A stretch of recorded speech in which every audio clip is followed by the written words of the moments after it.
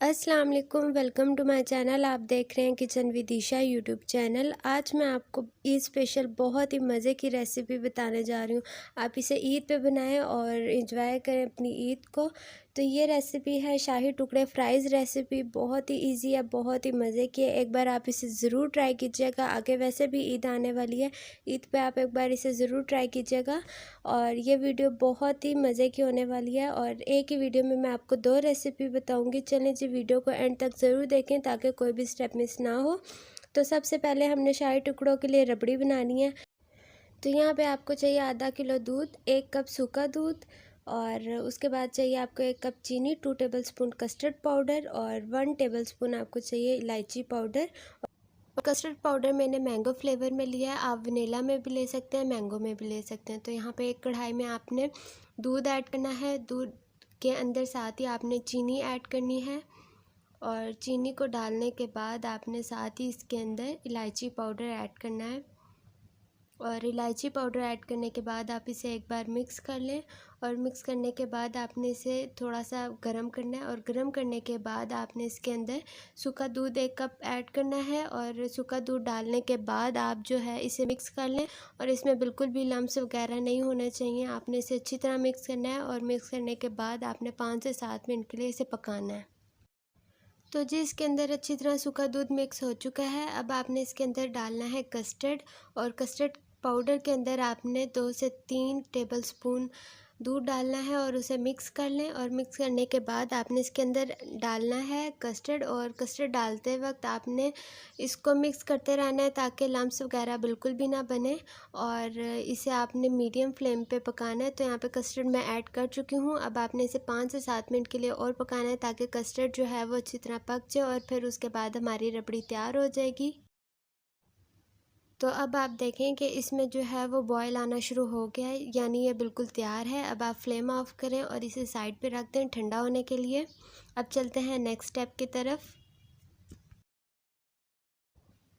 तो जी, next step ये है कि आपने इसका शीरा तैयार करना है। और शीरा तैयार करने के लिए जो आपको चीज़ें चाहिए वो 1 कप आपको चाहिए चीनी और 4 से 5 आपको इलायची चाहिए छोटी। और उसके बाद आपको चाहिए नींबू के 2 स्लाइसेस और उसके बाद आपको चाहिए 2 कप पानी। तो ये सारी चीज़ें ऐड होंगी शीरे में। चलें जी, अब चलते हैं शीरे को तैयार करते हैं। तो जी, यहाँ पे देखें कि मैं 2 कप पानी ले चुकी हूँ। और पानी लेने के बाद आप इसमें ऐड कर दें चीनी। और चीनी डालने के बाद आपने साथ ही इसमें इलायची और लेमन स्लाइसेस ऐड करने हैं। और इसको आपने मीडियम टू हाई फ्लेम पे 5 से 7 मिनट के लिए पकाना है ताकि चीनी जो है वो अच्छी तरह मिक्स हो जाए और जो शीरा है वो हमारा थोड़ा थिक सा तैयार हो जाए। और जैसे ही इसमें उबाला आना शुरू होगा उसके बाद आपने 5 से 7 मिनट के लिए पकाना है। और जैसे ही ये थिक हो जाएगा और शीरा जो है वो बिल्कुल तैयार हो जाएगा तो साथ ही आपने उसके बाद फ्लेम ऑफ़ कर देनी है। और फ्लेम ऑफ़ करने के बाद आप इसे ठंडा कर लें। और अब चलते हैं नेक्स्ट स्टेप की तरफ। तो जी, यहाँ पे आपने ब्रेड के स्लाइसेस को कट करना है लेंथ वाइज। जैसे हम फ्रेंच फ्राइज़ को कट करते हैं वैसे ही आपने इसको भी कट करना है। और इसकी 2 साइड्स को हमने इसके साथ ही कट करना है और 2 साइड्स को हमने रिमूव करना है। तो यहाँ पे मैंने ब्रेड के स्लाइसेस जो हैं वो बड़े वाले लिए हुए हैं। आप चाहें तो बड़े भी ले सकते हैं, छोटे भी ले सकते हैं, वो आपकी अपनी मर्ज़ी है। तो यहाँ पे ये देखें कट हो चुके हैं। अब चलते हैं नेक्स्ट स्टेप की तरफ। तो यहाँ पे आपने पैन के अंदर आपने थोड़ा सा ऑयल डालना है। ऑयल इतना होना चाहिए कि ब्रेड के स्लाइसेस जो हैं वो पूरे डिप ना हो ऑयल के अंदर। और ऑयल को आपने पहले ही थोड़ा सा गर्म करना है और मीडियम टू लो फ्लेम पे आपने ब्रेड के स्लाइसेस को जो हमने कट करके रखे हुए थे आपने इसे फ्राई करना है। जैसे ही एक साइड से हो जाएंगे गोल्डन ब्राउन कलर तो साथ ही इसकी आपने साइड चेंज करनी है। तो यहाँ पे आप देख लें कि कलर जो है वो इनका चेंज हो चुका है। अब आप इन्हें निकाल लें। और निकालने के बाद आप सर्विंग डिश जिसमें आपने सर्व करने हैं उसमें आप डाल लें। तो यहाँ पे देखें कि ब्रेड के स्लाइसेस सारे बिल्कुल तैयार हैं।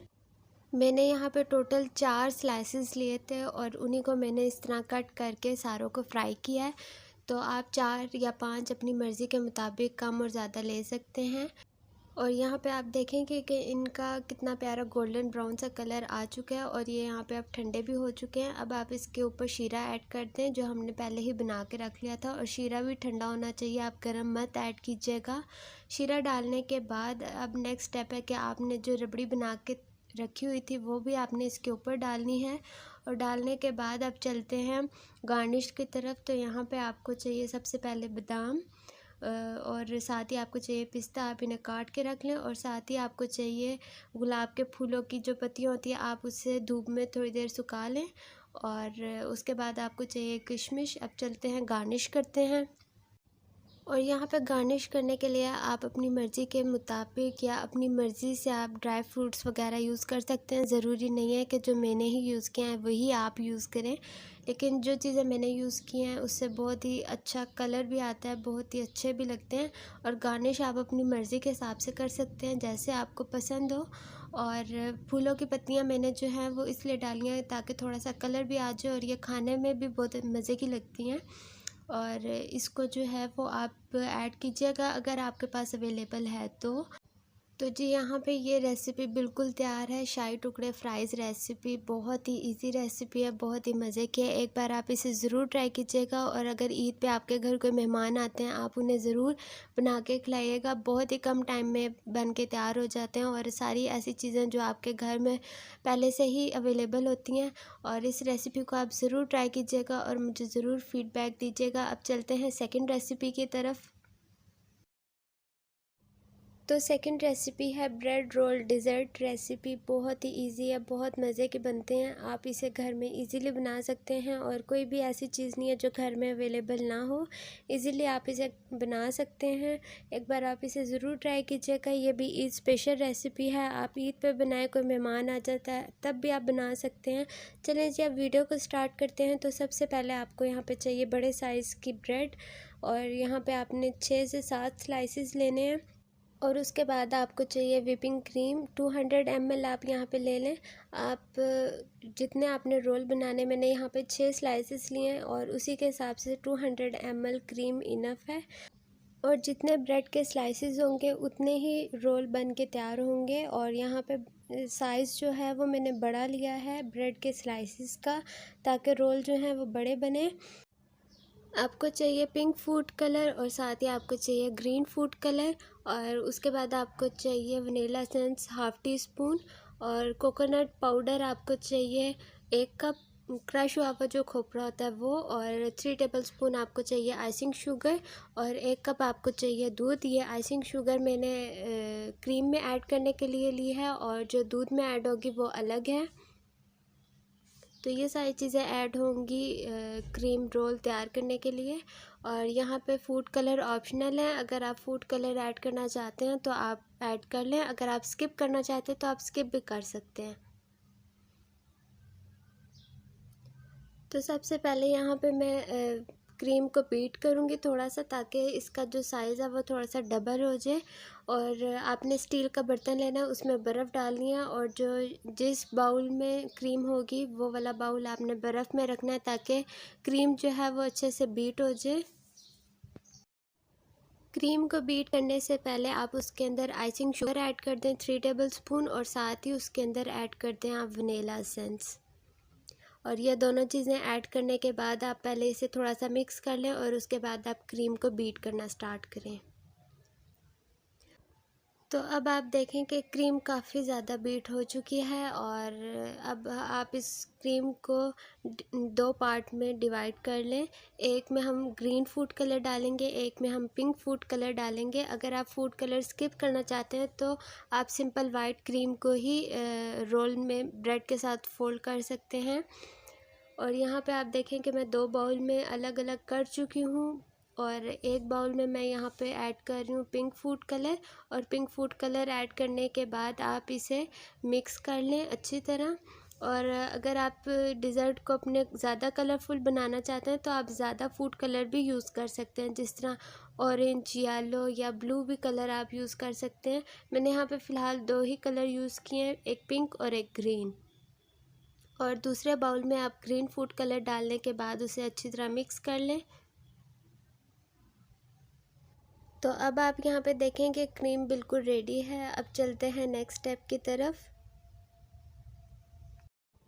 अच्छा जी, तो यहाँ पे नेक्स्ट स्टेप यह है कि आपने ब्रेड लेनी है और ब्रेड की जो साइड्स होती है वो आपने कट करके साइड पे रखनी है। और ब्रेड की जो साइड्स है वो आप बिल्कुल भी ज़ाया मत कीजिएगा। आप इसके ब्रेड क्रम्स बना सकते हैं और ब्रेड क्रम्ब वैसे भी काफ़ी चीज़ों में यूज़ हो जाते हैं, तो आप बिल्कुल भी किसी चीज़ को ज़ाया मत कीजिएगा। और आपने साइड्स को उतार के साइड पर रखना है और इसी तरह आपने सारे स्लाइसिस की जो हैं वो साइड्स आपने कट कर लेनी है।